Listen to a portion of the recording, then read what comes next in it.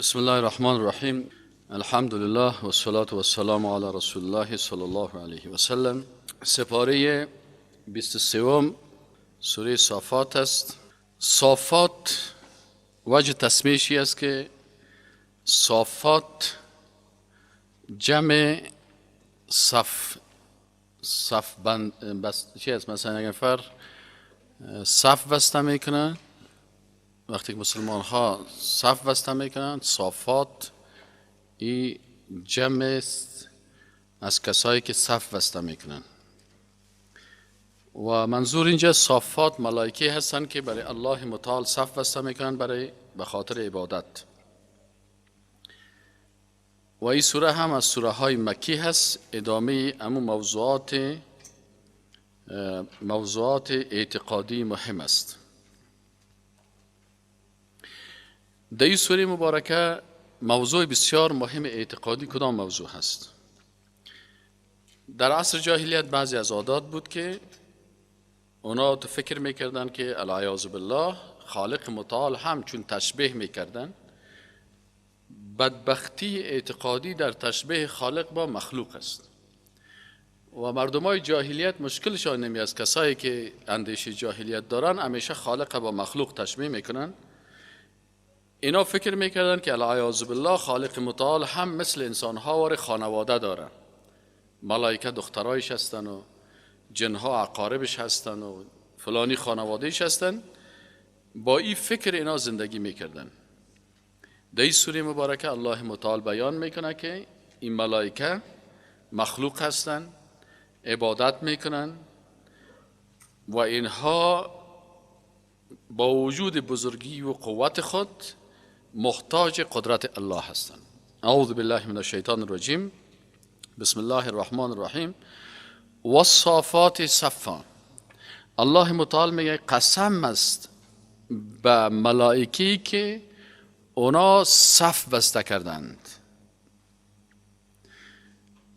قسم الله به ملائکه، از این ما شما چی درس میگیریم؟ درس اول، ملائکه مخلوق هستند. به خاطر از این مخلوق هستند که اینا صف بسته میکنن برای عبادت خالق متعال، مثل ما و شما انسان ها صف بسته میکنیم. پس ملائکه صف بسته میکنن، در صفشان شانه هایشان چسبیده هست، پاهایشان به هم چسبیده هست، در پهلوی یکدیگر ایستاده هستند و عبادت الله را میکنن. یعنی این نمی‌قسم که شما مخلوق هستین محتاج عبادت هستین، ملائکه هم مخلوق هستند و محتاج عبادت هستند. دوم دلیلی که به مخلوق بودن ملائکه هست الله متعال شهادت میده، چون قسم که است به معنای شهادت است. الله قسم یاد میکنه، یعنی شهادت میده که این ملائکه مخلوق هستند و محتاج هستند و عبادت میکنن، ولی مخلوقات با عزت الله هستند. الله با مخلوقات با عزت خود چی میکنه؟ قسم یاد میکنه. پس اینا مخلوقات با عزت ما هستند. فالزاجرات زجرا، فا حرف عطف است. پس این مخلوقاتی که صف بسته به عبادت الله مشغول هستند، همچنان این مخلوقاتی هستند که اینا میرانند. زاجرات راننده ها هستند که میرانند. زجرن براندن. کی را میرانند؟ بعضی اوقات شیطان هایی که میخواهند که در امور الهی مداخله بکنن، در امور آسمان ها مداخله بکنن، اینا را میرانند. بعضی ملائکه دیگه هستند که حفظه هستند، انسان ها را، شیطان ها را میرانند از اینکه سر انسان یا مخلوق اینا چی بکنن؟ حمله بکنن یا کدام کاری بکنن. همچنان ابرها را در حرکت میارن. پس از این هم ثابت میشه که این ملائکه مخلوقاتی هستند که به عظمت و قدرت الله محتاج هستند، بنابراین این مطابق حکم الله کار میکنن. یعنی در بین ملائکه هم توحید الوهیت وجود داره، هم در بخش عبادتش و هم در بخش حاکمیتش. یعنی اینا عبادت الله را هم میکنن و اطاعت از اوامر الله میکنن. فتالیات ذکرن، این ملائکه دیگه چی صفت دارن؟ که تلاوت میکنن کتاب الله را، قرآن عظیم شان را.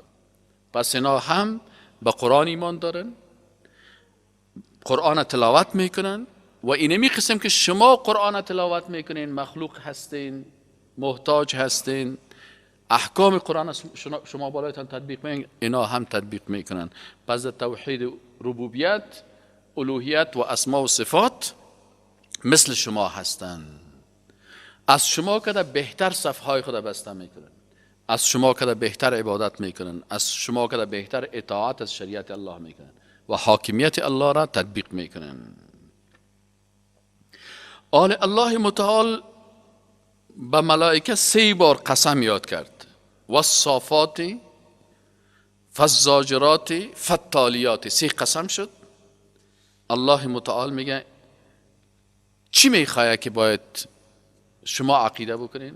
عقیده بکنین که ان الهکم واحد، او معبوده که مستحق است که ذاتش عبادت شوه و شریعتش تطبیق شوه، لواحد، ذات یگانه هست.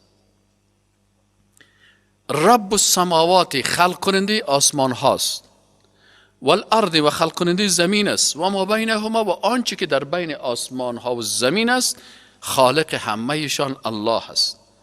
و رب المشارق، و خالق مشارق هستند در هر منطقه‌ای که شمس یا آفتاب طلوع میکنه. مشرق و مغرب، مشرق طرفی که آفتاب طلوع میکنه، و وقتی که ما مشارق میگیم چون آفتاب در مناطق مختلف در هر مملکت به نظر به جغرافیای فیزیکی از او در اونجا آفتاب چی میکنه؟ طلوع میکنه. الله در هر مملکت آفتاب به شکل خودشان چی میکنه؟ اونجا آفتاب برشان میدرخشانه و طلوع میکنه. پس الله متعال رب مشارق هم است. الله متعال میگه که انا زینا السماء الدنیا بزینة الکواکب. این آسمانی را که ما خلق کردیم، الله میگه با قدرت و عظمت خود زینت دادیم آسمان را، آسمان دنیا. یعنی یکی آسمان دنیاست و 6 آسمان دیگه هست که شما دیده نمیتونین. اینمی آسمانی که آسمان دنیا هست که به شما نزدیک هست و شما اینو میبینین، این ما زینت دادیم به ستاره ها. این ستاره ها چی میکنن؟ زینت از برای زیبایی آسمان هست. وظیفه دیگه شان چی هست؟ و حفظا من کل شیطان مارد. این ستاره ها در حقیقت محافظین هستن از هر شیطان سرکش. شیطان ها چی میکنن؟ شیطان ها همیشه فکرتان باشه که این شیطان های کافر و بیدین به خاطر گمراه ساختن انسان ها بعضی اوقات میرن به طرف آسمان. وقتی به طرف آسمان میره، اینمی قسم که حاکمیت الله در زمین هست، اونمی قسم حاکمیت الله در آسمان ها هست و بر ملائکه وظایفی که داده میشه و اونا در بین خود مناقشه میکنن که امروز وظیفه تو اینی هست که اینی منطقه را ای قسم کنی، اینی وظیفه تو اینی هست که اینی کار بکنی، وظیفه تویی هست که روح فلانی را قبض بکنی، فلانی جای باران شوه، فلانی شوه. اینی مسائل کلش ملائکه در بین هم میگن. شیطان ها چی عادت دارن؟ شیطان ها میرن خب امو گپایی کنا میزنن، میخوان که دزدی بکنن و بازو را بیارن برای او جادیگر و او فال بینی که شیطان ارتباط داره، بازو را میاره برای او خبر میده.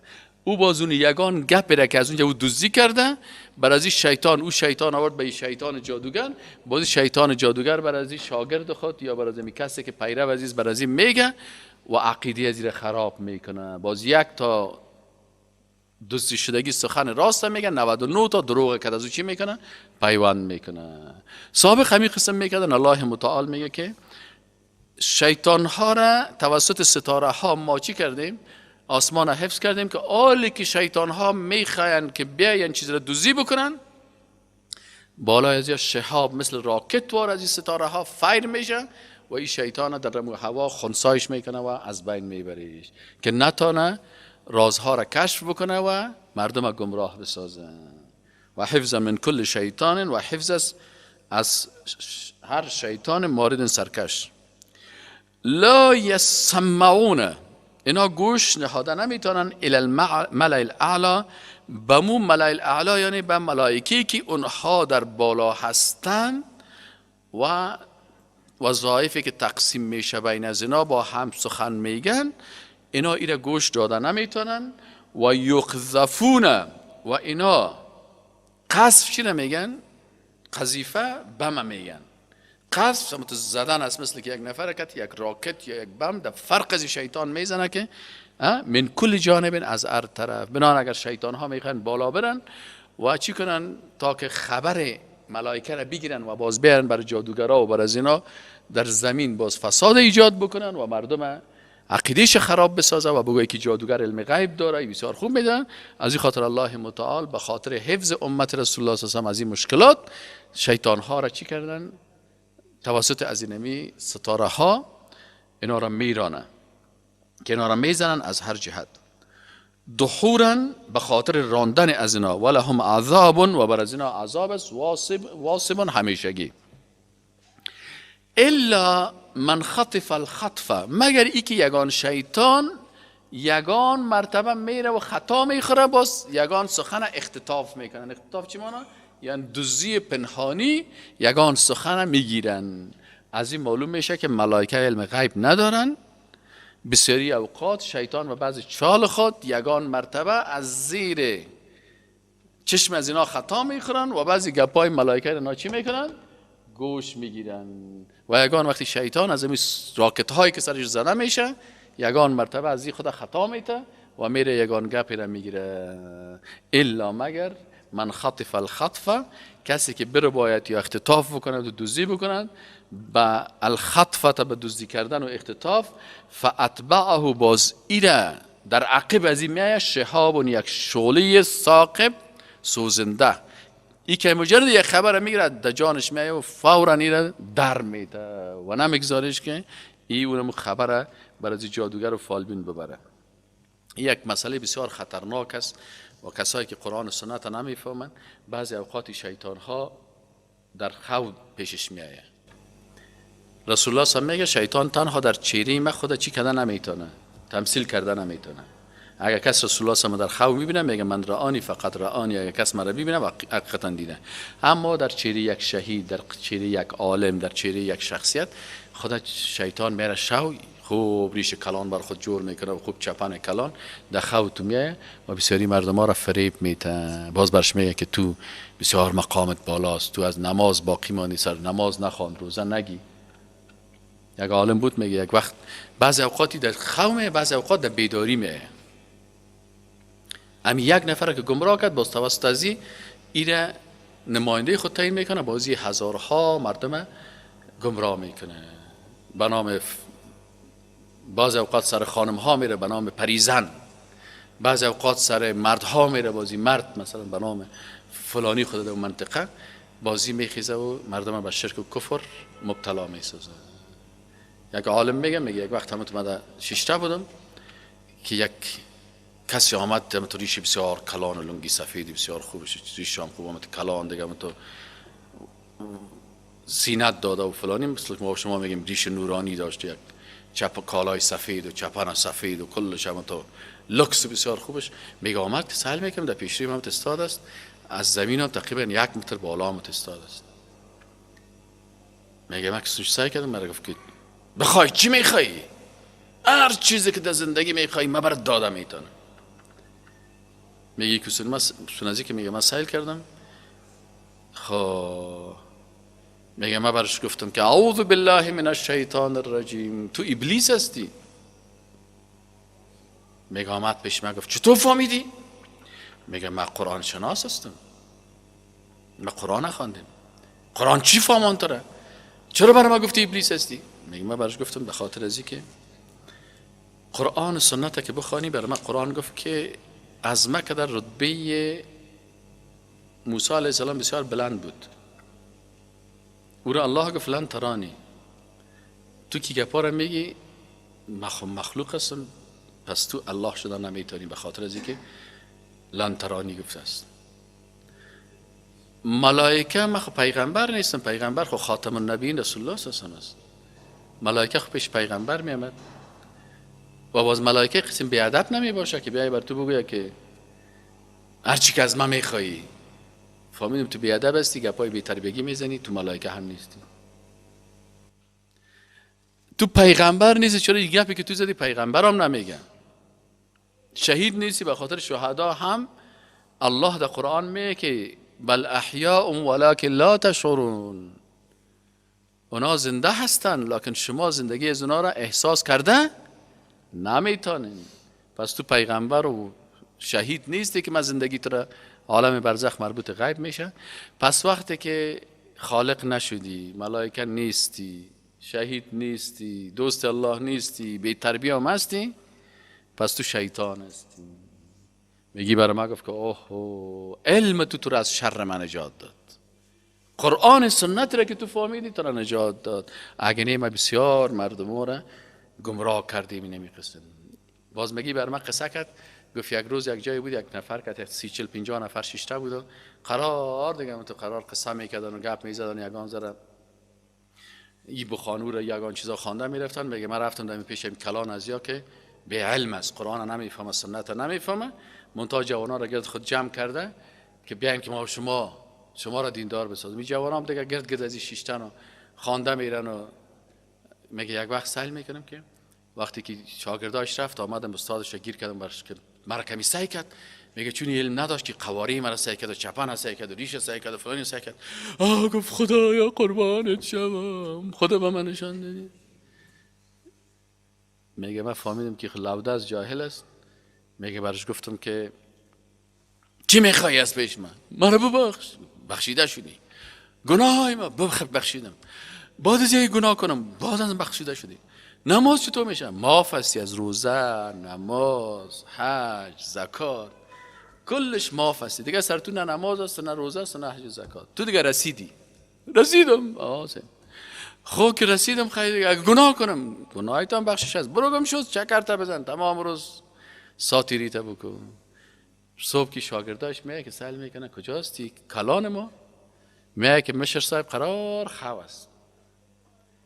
خب وقت نماز است، وقت عبادت است، بخیز. ما رسیدم دیگه.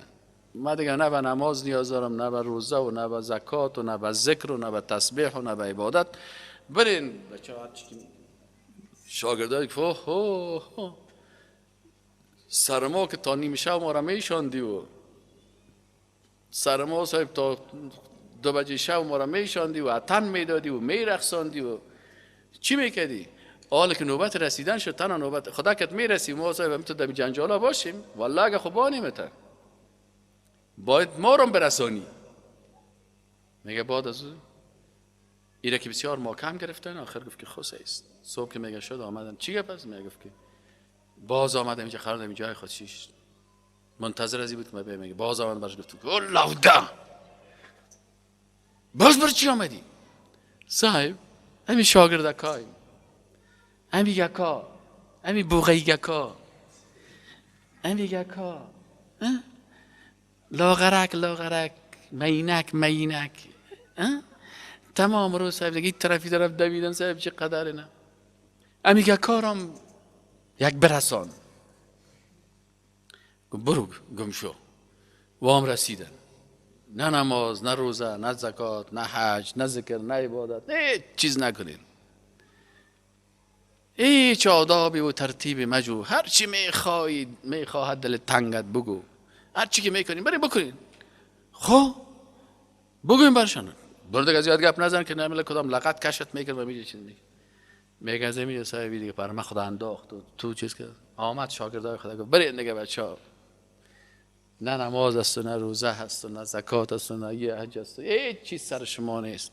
شما دیگه جنتیای درجه 1 هستین، برین دیگه خدا پرتین در گناهخانه. این صاحب میگه زد میره که شاگرد ماگردش چی کردم شانه در بدرشان کردم. چرا؟ به خاطر گفت اونا قرآن نمیفهمیدن، میگه چه به علم شیخی که همدغه کفر بس. کسی که به علم شیخی میکنه همین کفرش بس است.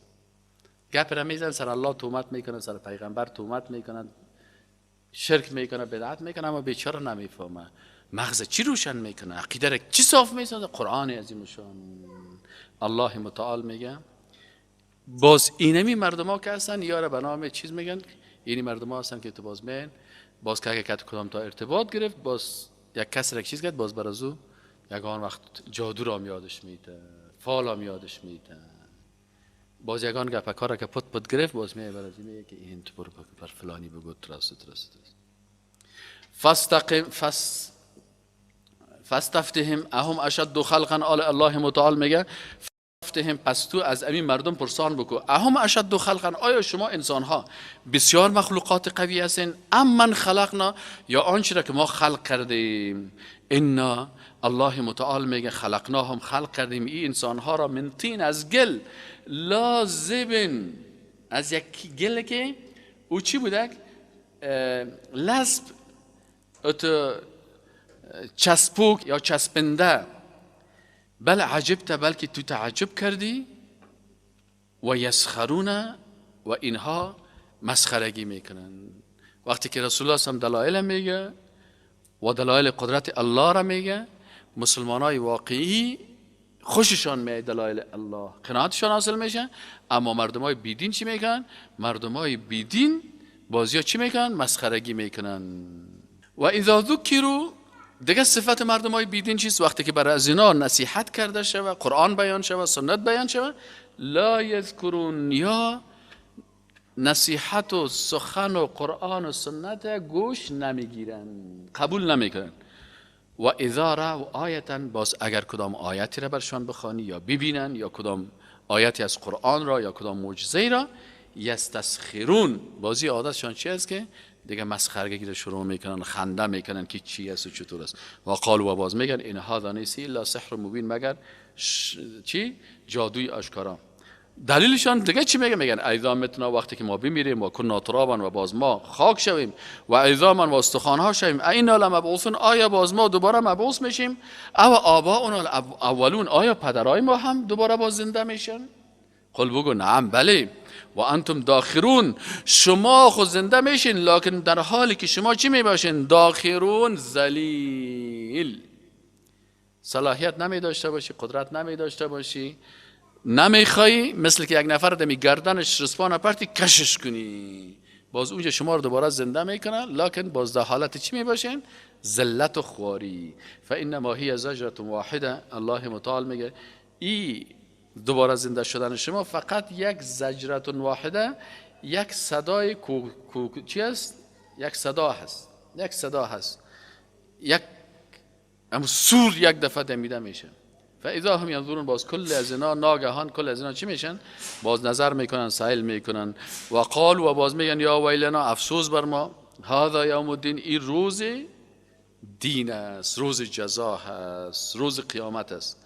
هذا یوم الفصل، این روز جدایی است. حق و باطل، رازگوی و دروغگوی، ایرا فصل به معنای جدا کردن هم است، به معنای فیصله کردن هم است.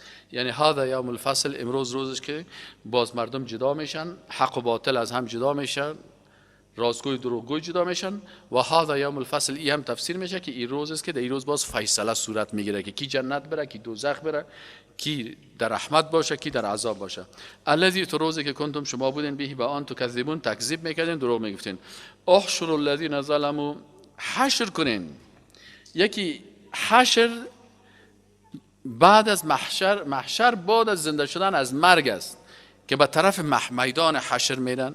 و دوم حشر چی است؟ حرکت و رفتن است. به طرف کجا؟ به طرف دوزخ و یا به طرف جنت. الله متعال اینجا میگه که احشروا الذین ظلموا، آیا شما جمع کنین کسانی که ظلم کردن، یعنی شرک کردن، کفر کردن، و ازواجهم، و خانمهایشان که امرای از اینا در شرک و کفرشان شریک بودن. و بعضی از مفسرین میگن ازواج اینجا به معنای همسال هست، یعنی هم فکر، هم اندیشه، هم ای بیدینه به طرف دوزخ بکشانین و هم کسی که هم فکر ازی بود، هم نظر ازی بود، هم عقیده ازی بود. و ما کانوا یعبدون، و همچنان او کسایی را که اینا عبادت میکردن، امو مجسمه هایشان هم و کسایی که در زندگی اونا را عبادت میکردن باز اونا راضی بودن. یعنی اگر یک شخص در مقابلش یک شرک صورت میگیره و او از او خوشحال میباشه، او را منع نمیکنه، باز خود اون نفر مشرک هم به طرف دوزخ برده میشه و امی شخصی که در شرک از او را تایید کرده، رهبرش. و ما کان و آنچه را که اینا عبادت میکردن من دون الله، بغیر از الله، فهدوهم الی صراط الجحیم، اینا را راهنمایی بکنن به کدام طرف؟ برای دوزخ. وقفوهم، و قف استاد کو، استاد شو، قفوهم استاد کنین ایشان را. حالی که دوزخ بر یک کس نشان بده که دیگه دوزخ هم است، حالی در امی پیشروی دوزخ یا خب به طرف دوزخ برده میشن، باز دمیج راه اینا را استاد میکنن، باز انهم مسئولون، استادشان کو که خوب دوزخ ببینن، حال دیگه از پیشان سوال کرده میشون. انهم ایشان مسئولون، مسئولان هستن، یعنی سوال کرده میشون. مالکم لا تناصرون، حال به خاطر که بر از اینا یک جزای سایکولوژی و روانی داده شود، دوزخ هم به چشم خود میبینه کو طرف خو میریم، برشان میگه شما خو میگفتین که ما صاحب شفاعتگرها داریم و این بتها هست و این قبرها هست و باز ما را نجات میده و چطور میده. برشان میگه که مالکم لا تناصرون، چی شده شما را؟ هیچ کس شما را که تان کمک نمیکنه، چی شد معبودای باطلتان؟ بل هم الیوم مستسلمون، باز الله متعال میگه یاد این روز کلشان چی میباشن؟ فرمانبردار و تسلیم میباشن. باز میگه ما تسلیم هستیم.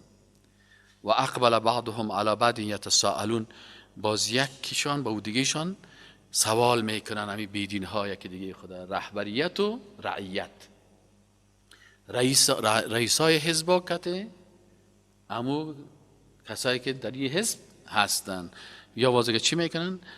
و اقبل بعضهم علی بعض یتساءلون، سوال میکنن، قالوا انکم کنتم تأتوننا عن الیمین، برشان میگه که شما خبیثا میامدین از طرف راست، چون انسان اصحاب الیمین کسایی که به طرف راست در حرکت هستن. باز رئیسای حزب چی میکنن؟ عادتشان هستن که اگر در گمراهی به طرف چپ میری و گناه میری، دمرویت نمیاد، تو را غرض نمیگیره، میگه برو خوب میکنی. اما باز اگر نماز خوانی میادم دمت استاد میشه که چرا نماز میخوانی، روزه چرا میگیری، ریش چرا داری، عبادت چرا میخوانی، قرآن میخوانی. برشان میگه شما بدبختا بودین که وقتی کدام وقتی ما میخواستیم که کار نیک بکنیم میامدین دم روی ما استاد میشدین. قالوا بل لم تکونوا مؤمنین، باز اونا برشان میگه که سرمایی که پاتون نپرتین، تو اصلا مؤمن نبودی. اگه تو مؤمن حقیقی می بودی، اگه تو نماز حقیقی میخواندی، اگه قرآن درست میفهمیدی، سنت میفهمیدی، ما که اگه 100 دفعه میامدیم گپ ما را قبول نمیکردی. خودت صحیح مسلمان نبودی، خودت دو دله و در شک بودی. همین که ما اومدیم یک شبهه را ایجاد کردیم، وقت خیزک زدی. مثل که یک نفر ببین نماز خوان اساس است، یک بیدین شیطان صفت می یک دو کلمه گپ میزنه، چی کردی؟ والا من نماز الا کردم. چرا؟ والا میخواندم، خب باز یک گپ شنیدم دیگه، حالا سرم چی شد؟ تاثیر کرد. معلوم میشه که خودش هم نماز خواندنشم نمازخوانی حقیقی نبوده. یک روز یک کس نصرانی بود گپ میزد، گفت این مسجد ها که هست وقتی که بری این مسجد خشونت بود، از خارج گپ میزد در اینترنت هم که ما جرا بحث میکرد. باز من نصرانی شدم، وقتی که اینجا آمدم، باز وقتی که کشیشا مرا گفتن، مرا به طرف نصرانیت کشاندن، ما هم قبول کردم. چرا در مسجد هر وقتی که من میرفتم در مسجد خشونت بود و مثلا استادی که برای ما تفسیر درس میداد بسیار ما را، ما گفتم برادر تو از اول هم مسلمان نبودی. در مسجد کجا خشونت است؟ در مسجد خونجا وضو میری میکنی، اینجا صف مسجد است، قد قامت الصلاه، قد قامت الصلاه گفته میره، یگان تو اونجا خوام میبره، هیچ کس غرضش نداره. دیده باشین یگان وقت در تفسیرم که درس میدی یگان تا خرفش خو میزنه، استاد میبینش میگه گمش بانش بیچاره شو خو نکرده، بال که خو خدا بزنه. کجاست خشونت؟ است خشونت کل گپای ما به خنده است. دلیل میگه. ما گفتم بچه جان تو از اول مسلمان نبودی، تو هیچ مسجد نرفتی. در مسجد کجا شد خشونت؟ در مسجد هیچ آرامی است. کس خواند، کس 2 رکعت نماز خواند، کس 40 رکعت نماز خواند، کس 20 رکعت نماز خواند، کس نخواند، کس نفل خواند، کس تحیت المسجد خواند، کس نخواند، کس درس آمد، کس نامد. در صنف خود که مثلا در مکتب و پانتون که میری بابگک هم آزارت میته و در آزری هم جنجال است. این در مسجد یک آزری هم است، خودت می خودت سواد سه میکنی. یک روز آمدی 6 روز نامدی کلش خودت آزر گرفتی، هیچ کس سر چیز نمیگم.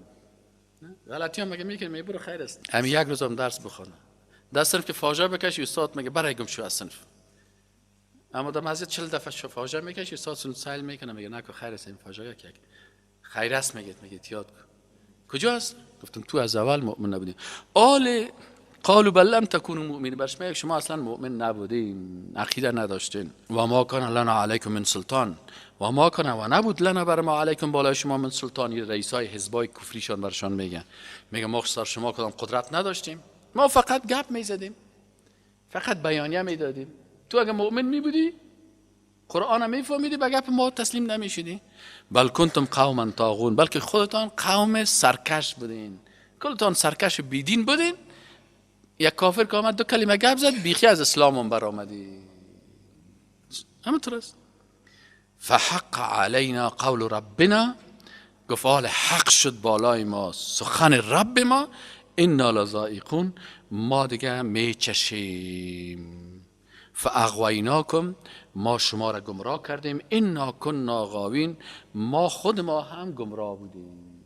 بازی ها میگه رئیسای حزب چی میگه تو لوده نبودی؟ ما خودم هم لوده بودیم. اگه تو میامیده دفتر ما سل میکردی که من کت سکرترم رابطه دارم، اگه سعی میکردی من شراب میخوردم، میرقصیدم، نماز نمیخواندم، عبادت نمیکردم، تو کمک عقل میداشی میفتی که خودش چقدر فاسد است. کل عیباره می خود چشمایت کور بود، باز میفتی نه بسیار خوب رئیس است، خوب رئیس است. اگه یک مسجد یک دانه خادم مسجد هم در یک منطقه کدام اشتباه بکنه، باز وقت تو رو به نام ملای مسجد در فیسبوک ها نشر میکنی. یک آنجا ببینی یک وقتی در طرف قندوز بود، کجا بود گفته در فیسبوک ها نشر کردن که ملای مسجد رفته و تجاوز جنسی کرد. چطور ما در اونجا رفتم گفتم ملا کی بودی؟ چه قسم ملا بودی؟ چطور بود؟ وا گفتن او برادر نبود، گفت یک آدم بود، بیکاره بود، جوالی بود، چی بود، آمد گفت ما در این مسجد میخوایم جارو کنم مسجد. مردم گفتن برو مسجد جارو کن. یک چتل خور آدم گفت اونجا آمد، مولوی صاحب دلش سوخت، گفت خیر است بیچاره تو چرک و چتل است، بیا خیر است مسجد جارو کن، باز یک لقمه نان یگان پیسه برات میدیم. دیگر روی سر کدام کس تجاوز کردن، اونو را خیستن به چی شروع کردن؟ ملاها مولویا و الله فلانی و فلانی خیستن و بیچاره را یک عالم متهم میسازن. اما برعکس از او رئیس از او حزبش که سیل کنی که شراب میخوره، که زنا میکنه، که تجاوز جنسی میکنه و تمام روز در رشوت است، کل چیز، باز برازون میگه نه بسیار شخصیت است. شخصیت حالا امو شخصیت برشان میگه که فاغویناکم، ما شما را گمراه کردیم. انا کنا غاوین، ما خود بودیم چی بودیم؟ ما خود ما بیرا بودیم، گمراه بودیم. فانهم، الله متعال میگه فانهم، با زمی رهبریت و رعیت، رئیسای حزب و اعضای حزب، یومئذ، در روز قیامت، فی العذاب، در عذاب چی هستن؟ مشترکون، شریک می باشن. انا، الله متعال میگه که ما با عظمت و قدرت خود کذالک اینجوری نفعل بالمجرمین، اینی قسم فعل میکنیم با مجرما که میبریم چی میکنیم؟ این مجرما را ما چی میکنیم؟ باز اونجا ذلیل میسازیم میشن و در آتش دوزخ میپرته میشه، باز یکی دیگه خودم ملامتی میکنن. خب آلی این مجرما چی مشکل داشتن؟ میگه مجرما را الله بر ما معرفی میکنه. میگه مجرما یک صفتشان ای است که انهم کانوا اذا قیل لهم، این مجرما وقتی که برشان گفته میشد لا اله الا الله، نیست هیچ کس مستحق از اینکه ذاتش عبادت شود و شریعت و قانونش تطبیق شود بغیر از الله، بازی چی میکردن؟ یستکبرون، تکبر میکردن، میگفتن نه ما قبول نداریم، ما عبادت خاص برای الله نمیکنیم، دل ما خواستیم عبادت کنیم، نماز بخوانیم، دل ما نماز درست است. یک وقتی کمونستا میره میگفتن نماز میخوانیم، مسجد جور میکنیم، ملا داریم، خب ما اقتصاد اسلام قبول نداریم، ما سیاست اسلامی را قبول نداریم، ما مارکسیسم قبول داریم، لنینیسم قبول داریم. سر شریعت الله استکبار میکردن. یک تعداد مشرکان میگفتن والا سه من یگان مرتبه نماز میخوانم، خب باز یگان مرتبه پیش بتام میرم. اما وقتی که انسان مسلمان واقعی باشه برش میگی که امی اسلام چی است، برش میگی کلمه لا اله الا الله محمد رسول الله. چی معنی برش میگی برادر؟ کلمه لا اله الا الله. یک کافر میای پیشت میگه من میخوایم صادقانه مسلمان شوم، چی کنم؟ کلمه بخوان. کلمه بخوانم؟ میگه بگو معنای کلمه را. برش میگه که این معنای کلمه هست. خب ما صحیح نفهمیدم، چرا این کلمه را بخوانم؟ برش میگه که تو قبلا کافر بودی، تعهد نداشتی. وقتی که مسلمان میشی که الله یک تعهد میداشته باشی. این کلمه تعهد است. چند تعهد است؟ 3 تعهد. 3 تعهد است. پیش از اینکه کلمه را بخوانی باید این 3 تعهد قبول کنی که یا الله بغیر از ذات تو هیچ عبادتی را به هیچ مخلوق انجام نمید. عبادت مخصوص تو است. این تعهد قبول داری؟ کافر میگه نه، تو سابق پیش بت میرفتی سجده میکردی، پیش قبر میرفتی سجده میکردی، نفست پرستش میکردی، پدرت پرستش میکردی. چند قسم بت است. بعضی بت ها به شکل رواج است. یکی بت است که تو تیارم تو دان بینی و تو را داره، نه تو بگوان است. یک تعداد بت است که به شکل مجسمه نیست. به شکل چی است؟ به شکل یک عادت است در قلب، رواج هاست. این هم یک بت است. بعضی کساس یک بت دیگه هست که او بت نفس است، خواهشات نفسانی است. گاهی افرایت من اتخذ الهه، معبود خود هوا نفس خود گرفته. بعضی ها رواج های خود گرفتن، متوجه هستید؟ بعضی ها بزرگای خود گرفتن، سیاستمدارای خود گرفتن. آل تو باید تعهد کنی که بغیر از عبادت الله کس دیگر رو نمیکنم. قبول میکنی؟ میگه یک. دوم، بغیر از شریعت الله قانون کسی دیگر رو نپذیری و تطبیق نکنی. قبول داری؟ این کافر میگه بله. این 2 تعهد. سوم، عبادت الله را و اطاعت شریعت را به طریق رسول الله صلی الله علیه و 3 تعهد. قبول داری؟ این میگه بخوان ال کلمه این مسلمان شدی. الله متعال میگه مردمای مجرم میگه نه، من قبول ندارم. اگه کلمه را هم تو زبانکی میگی بخوان، میخوانم. از مادرم یاد گرفتیم، از پدرم یاد گرفتیم. خوی تعهدات که میگی من کده نمیتونم. تنها عبادت بر الله بکنیم، تنها شریعت الله را تطبیق بکنیم، فقط طریقه رسول الله صلی الله علیه و ما دیگه طریقه مریقه نداریم، ما نمیتونیم طریقه بسازیم، از ما غلط است. الله متعال میگه انهم این مجرمات کی بودن؟ کسایی بودن کانو بودن که اذا قیل لهم وقتی برشان گفته میشد که لا اله الا الله، این کلمه را بخوانین و تعهداتش قبول بکنین، یستکبرون، بازی تکبر میکردن که نه نه نه نه ما ایره نمیکنیم. و یقولون، و میگفتن ائنا لتارکو آلهتنا، ما آل ترک بکنیم، آیا ما لتارکو ترک کنندگان باشیم آلهتنا، این معبودان خود را، این 360 بت و این قبرها را و این مزارها را و این چیزها را، لشاعر مجنون. و رسول الله صلی الله علیه و تو یک شاعر هستی، تو یک دیوانه هستی، العیاذ بالله. ما این کل معبودای خدا به خاطر گپ تو چی کنیم؟ پس دشمنی از اینا با رسول الله صلی الله علیه و نبود، دشمنی از اینا با لا اله الا الله بود، تکبر از اینا با لا اله الا الله بود. بل جاء بالحق، الله متعال میگه که بلکه آورد رسول الله صلی الله علیه و سلم بالحق توحید را، یعنی پیغمبر با توحید آمده هست، وحدانیت الله را در قلبهای شما جای به جای میکنه. و صدق المرسلین، و این پیغمبر اتو نیست که چیزی را از دل خود نوارده باشه، این پیغمبر است که تمام پیغمبرهای دیگر را تصدیق میکنه. کل پیغمبرها میگفتن لا اله الا الله. همیشه فکرتان باشه که مردمای بیدین که است بازوا چی میگفتن؟ میگفتن این پیغمبر نو آمده، این گپای نو کشیده. عالم که برای بسیاری مردمایی که بیدین است وقتی که حق بگویی باز میگه یک تعداد مردما نو آمدن، قرآن بخوانین، فهمید؟ یعنی حدیث بخوانین، صحیح بخاری بخوانین. اینه و پیغمبر هم بهتون میگفتن این پیغمبر که از گپایی میزنه که واخ سر پیغمبرای سابقه تهمت کرده بودن که یعنی به مانا پیش از او بود که 360 بود که دیگه اطراف کعبه است، این خو ابراهیم علیه السلام برای ما گفته، این خدا دین از اونا هست، تو نو آمدی گپا را آوردی. الله متعال برشان گفت که شما دروغ نگوین، این پیغمبر حق و توحید آورده و تصدیق میکنه پیغمبرای قبلی را، هیچ وقت تو پیغمبرای سابقه را تکذیب نکرده.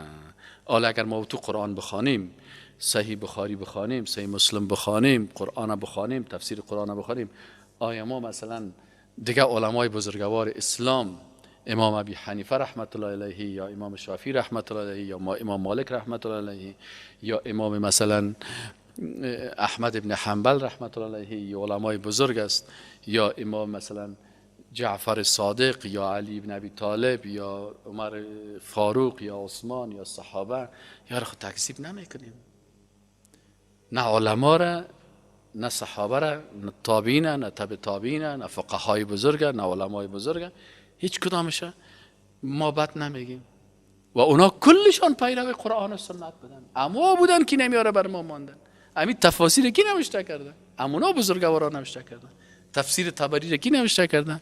ابن عباس وقتی که تفسیر میکنه خود صحابی رسول الله صلی الله علیه و سلم است. حال ما که میگیم خب میگه ابن عباس گفته، ایره ابن مسعود گفته، ایره امام شافعی گفته، ایره امام ابو حنیفه رحمت الله علیه گفته، ایره امام احمد ابن حنبل رحمت الله علیه گفته، ایره امام مالک رحمت الله علیه گفته. این کدامش است؟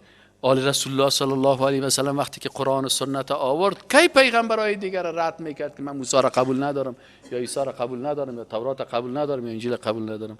الله میگه بل جاء بالحق، بلکی پیغمبر حق آورد، توحید آورد و صدق و تصدیق نمودی پیغمبر کی نه؟ المرسلین، دیگر پیغمبران را. انکم لذائق العذاب الالم، شما چشندگان عذاب دردناک هستین. ما تجزون، شما جزا داده نمیشوید الا ما کنتم تعملون، مگر آنچه را که عمل میکردین.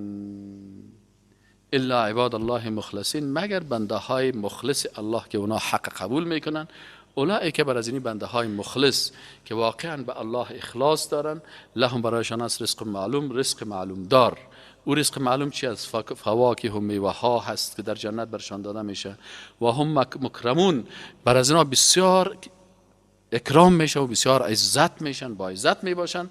فی جنات نعیم، در کجا میباشن؟ در باغهای پر از نعمت، نعیم. علی سرن، بالای تختها میباشن، متقابلین، یکی بروی مقابل دیگر روبرو سرتاشیشن. یطاف علیهم، آورده میشه بر از اینا، به کأس، به ظرفهای من معین، از امو شراب پاک، بیضاء که سفید است، لذت با لذت است، للشاربین، بر کسایی که می نوشن. این شرابی که در روز آخرت هست و پاک هست، این مثل شرابهای دنیایی واره نیست. در شرابهای دنیایی چی هست؟ سردردی هست. در شراب دنیایی استفراغ میکنه، بعضی اوقات مثلا بطنش خراب میشه، بعضی اوقات ببینی که شرابی این تنبان خود پر کرده. این گپا میگن لا فیها غول، این مثل شرابهای دنیایی واره نیست. لا فیها غول، در این سردردی و نشه شدن و لوده شدن و مغز شادی واره جور کردن و دوست ساختن اون نیست. غول اینمی کلش شامل میشه، یعنی شرابی هست که مغز از بین نمیبره. خمر، چرا خمر میگن؟ میگه به خاطر که عقل میپوشانه. این شرابی که در جنت از شراب پاک، دو مثلا این سردردی ها و عقل پوشی و غیرت پوشی و شخصیت پوشی که به شخصیت میسازه، این گپا نیست. ولا هم عنها ینزفون، و نه هم اینا از چی میکنن؟ امو دلبت یا خون قی کردن یا کثافات قی کردن یا استفراغ کردن، این گپا هم نیست، مثل شرابای دنیایی ور نیست. و عندهم، و بنز از این جنتی ها میگه قاصرات الطرف عین، میگه بر از اینا قاصرات الطرف، همسرهای میباشه که قاصرات کوتاه کننده را میگه، طرف نظر میگه او تو همسرهای میباشه که چشمشان فقط به طرف همسرایشان میباشن. مثل بعضی زنای جیگولو واره نیست که خود میگه دلم در پیش یارم. اتو نیست که خودش پیش توشیشته باشه و فکرش طرف بای فرند و گل فرندش باشه و باز کتشوی خودشیشته و روز عاشقا را تجلیل میکنه. یا کسایی هستن که چشمشان فقط به طرف کی هست؟ امو شوهرش که الله برش نصیب کرده، فقط امو طرف سل میکنه. سون مردای نامحرم بیگانه دیگه اصلا او هیچ ارزش نمیده. این مانا رو هم میده. مانای دیگه ایش که یا قاصرات طرف هستن که یعنی آن قدر زیبا هستن که کوتاه میسازه چشمهای شوهرای خود از دیدن زنهای نامحرم. پس وقتی که شوهرش سونزی سیل میکنه، میگه ماشاءالله تو خانه میدارم که این دیگه هیچ نیاز نیست که من طرف دیگه سیل کنم، فقط از زیبایی زیاد شوهر به طرف خودشان سعی میکنه و عین یعنی چشمای بزرگ دارن، تو چشمای جوپونی و چینایی ور نیست، تنگک اما تو چشمای زیبای لکس دارن که انهن، الله میگه آنقدر اینا زیبا هستن مثل بیدون مکنون، مثل یک تخم پوشیده شده. اینمی قسم میگه شما یک تخم سعی کنین چه خوب یک حجاب زیبایی داره تخم، داخلش که باز میکنین پرده دیگه است، داخل از اون که سعی میکنین بسیار نرم و چیز خوراک زیبایی هست، میگه یا هم اما تو زیبا داخل پرده با ستر با حیا پاک با پوشش اینی قسم هستن. فاقبل بعضهم علی بعض یتساءلون، باز میگه یا کسان جنتی ها یکی از دیگه خود پرسان میکنه. قال قائل منهم، یکی از جنتی ها چی میگه؟ میگه والا قصای دیگه خدا میکنه، میگه والا من یک دانه رفیق داشتم در دنیا، این سکن رفیقایت نخو. باز میگه قال قائل منهم، یکیشان میگه والا من یک رفیق داشتم، اینی کان لی قرین، اینی یقینا کان بود لی بر من یک قرین، یک دوست یک رفیق داشتم.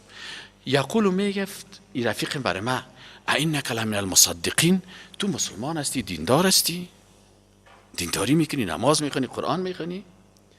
باز میگه این رفیق من برای من میگه که اذا کنا متنا و کنا ترابا و عظاما، اگه ما بمریم باز خاک شویم استخوان شویم، اینا لمدینون، باز بر ما عوضی و بدله داده میشه. قال هل انتم مطلعون، برای از اینا میگه که آیا میخواین که از امیر رفیقتان اطلاع حاصل بکنین؟ فطلع، باز میره امیر رفیق خودم میبینه، فرآه فی سواء الجحیم، میبینه که امیر رفیقش آتش دوزخ در میگیره. یگان وقت شما روبرو میشین یک کسی میای به نام رفیق و دوست و صمیمی و ترا، باز ترا میگه چی میکنی بچیم؟ این نماز خواندن و این درس خواندن و این گپا نیست، بیا یگان فیلم سیل کنیم، سینما بریم چکر بریم، شراب بخوریم، یگان قیلونک بزنیم، یگان لدو بزنیم، اینی کارا را بکنیم. ترا منحرف میسته، بیا که بریم یک حزب بسیار لکس برات نشان بدم، حزب است که قوم پرستی است، یک حزب قوم پرستی است که پشتونا را جذب میکنه، یک حزب قوم پرستی دیگه است که تاجیکا و یکی ازبک و یکی یور و یکی عرب و یکی عجم دیا کشف میکنه. آل این نفره که گپ از رفیق احمق خدا نگرفته، میفهمه که خلوده است، آل دیگه خودش در جنت است، میگه تو باش برم از امیر رفیقم خبر بگیرم. میره سعی میکنه، رفیق سعی میکنه که در کجا است؟ فی سواء الجحیم، در میانه دوزخ، همونجا افتادگی است. قال، باز امیر رفیق دیندار چی میگه؟ میگه قال تالله، قسم به الله هست، این کت لتردی، نزدیک بود که مرام هلاک کنی. ولا اگه گپی رفیق تا نکدی نه کتش نرفتی، آل تو جنتی شدی و دوزخی شد. بازی چی میگه؟ میگه والله نزدیک بود که تو مرا، لا ولولا نعمت ربی، اگر نعمت ربم نمی بود، لکنت من المحضرین، آل ما هم در جمله اینمی حاضر شده ها می بودیم، آل ما هم تکه بودیم. خب شد که کت تو گپ تو را قبول نکنم. افما نحن بمیتین، آیا نیستیم ما مردنی؟ الا موتتنا الاولا، برش میگه ما دیگه نمیمریم بغیر از اونمون مردن اولی. این رفیق دومی که باز چی میگه؟ کاش که ما و شما زنده شویم، باز بریم رفیق باشیم، باز ما کل گپای تو را قبول میکنم. همون قسم که تو ریش داشتی ما هم ریش میمونم، همون قسم که تو قرآن حفظ میکنی ما هم قرآن حفظ میکنیم، همون قسم که تو ترجمه میخوانی ما هم ترجمه میخوانم، همون قسم که تو قرآن و سنت قبول داشتی ما هم میکردم. این رفیقش میگه فما نحن بمیتین، ما دیگه مردنی نیستیم، الا موتتنا الاولى، همون یک دفعه که ما و شما مردیم که دوباره زنده شدیم، و ما نحن بمعذبین، و ما دیگه باز عذاب کرده هم نمیشویم، ما دیگه خلاص هستیم، الحمدلله ما به موفقیت خود رسیدیم. رفیق دیندارش برش میگه ان هذا له ان هذا، الله متعال میگه اینی هست، له الفوز العظیم، اینی کامیابی بزرگ است. لمثل هذا فلیعمل العاملون، میگه مثل ازی وار عمل بکنن عمل کننده ها. آل الله متعال میگه ذالک خیر، امی خوب است که تو در جنت باشی، قصرهای جنت باشی، خوردنی های جنت باشی. ذالک خیر، امی کار خوب است نزلن که تو مهمان باشی، مهمان الله باشی. نزل اینجا مهمانی رو میگن. آیا این قسم مهمانی خوبش است که مهمان الله باشی و این نعمتایی که ذکر شد از یا بگیری؟ ام شجرت الزقوم، یا مهمان دوزخ باشی که در بین از یک دانه درخت است نامش است زقوم. انا جعلناها فتنه للظالمین، میگه ما ایره گردانیدیم یک امتحان بر ظالما. که در بین دوزخ درخت خطرناک است. چه قسم درخت است؟ انها شجره، این درخت است که تخرج فی اصل الجحیم، که این خارج میشه از میابین دوزخ. چه قسم میوه داره درخت دوزخ؟ میگه طلعها، میوهش که انه رؤوس الشیاطین، مثل کلای شیطان وارست. شیطان تصور کو یک چیز خبیث گنده بویناک، بینی و قوارش سعی کنی که همون چیز است. میگه همین میوه که است اینم مثل نمی کله شیطان وارد چیز اینم تو است. فانهم لاکلون منها، باز میگه می دوزخیا ازی حتما میخورن بزور دیگه، زمین گنده چیزی که فمالئون منها البطون، باز میگه از این شکم های خود پر میکنن. یک وقت من در کشور عربی رفتم، یک درخت وادارم خیلی نیست منتها و همه تو نامش مانده بدن، او رو به خاطر یک خرابی که درخت داشت نام از رو زقوم میگفتن. ما رفتیم در یک جای یک درخت بود تو میوه‌های قسمی داشت، ما گفتم که چی هست؟ این چی هست؟ گفتن این زقوم است. گفتم زقوم چی است؟ من نمیفهمیدم یا آیاتم نخوانده بودم. گفتن این زقوم میگن. من میوه را کندم و پوستش کردم، در سرش خارک‌ها داشت رو پوست کردم، گفتم که همین دمی دارم انداختم که همین تا میجم که یک وقت سل میکنم که اقق خارا در زبانم در لبای. او رب مرا گفت تو چوری رو خوردی؟ ما خود را گفتم که زقوم است. کدام 3 ساعت 4 ساعت این همی خارای از همی دان و لبای و بیخی پندانده بودن، بیخی وضعیت ما خراب کرده بود. خویی خوب مثلا رحمت و نامش مانده بودن، لکن الله حفظ بکنه از این درختی که در دوزخ است. فانهم لاکلون منها، بازی مردم ها از این میوه خطرناک میخورن. فمالئون منها البطون، باز شکمهای خود از این پر میکنن از این گندگی و چتلی.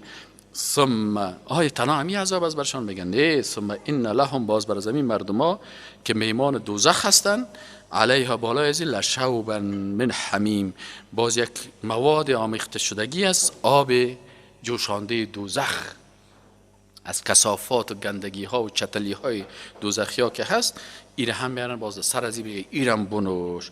ثم ان مرجعهم، باز بعد از این مرجعی از اینا بازگشتشان الی الجحیم، به طرف دوزخ است. انهم الفوا آباءهم ضالین. دیگه میگه مشکل از چی بود؟ میگه یا همیشه از پدرای گمراه خود پیروی میکردن. اگه پدرش کمونیست بود میگه پدرم کمونیست بود، من برای ازم رو میگیرم. اگه پدرش بت پرست بود میگه من پدرم بت پرست بود، من برای پدر هستم. اگه قبر پرست بود میگه من کارم میکنم. در هر گمراهی که پدرش رفته بود میگه این عادت داشت که پدر پرست بود. ما شما گفتیم نه، پدر سالاری میکرد. این الله متعال میگه یا مردمایی بودن که الفو، یا دیگه یافته بودن، الفت گرفته بودن، آباءهم، امو اعتقادات غلط پدرانشان را، که ضالین گمراه می بودن. فهم علی آثارهم یهرعون، یا دیگه به نشانهای قدم پدرای خود یهرعون، اما حیوانات میدوه به عقل به نافهمیده. یک دفعه گرگا را ببینید، سگا را ببینید که یک طرف دویده میرن، کجا؟ و دوگاهش همه چی سرش معلوم نیست، یا میگه مثل حیوانات و از این پشت سر از اون دویده میرن. ولقد ضل قبلهم اکثر الاولین، و یقینا که گمراه شدن قبل از اینا هم بسیاری از مردمای سابقه. ای که پشت پدرای خود میگشتن، بسیاری از پدرها هم گمراه میباشن. شما اگر معقول هستین قرآن ببینید، سنت ببینید. اگر پدر و مادرت مطابق قرآن و سنت بود بسیار خوب است، اگر که مخالفش بود دیگه پدر پرستی نکن. ولقد ارسلنا فیه منذرین، الله متعال میگه بر از اینا فرستادیم ما بسیار پیغمبرایی که اینا را ترس میداد. فانظر کیف کان عاقبت المنذرین، ببین که چه قسم بود عاقبت منذرین، او کسانی که ترسانده شده بودن. الا عباد الله مخلصین، مگر که از این کل عذاب ها رهایی پیدا میکنه او بنده های الله که اونا بسیار اخلاص داشته باشن. سبحانك اللهم و بحمدک، اشهد ان لا اله الا الله و استغفرک و اتوب الیک.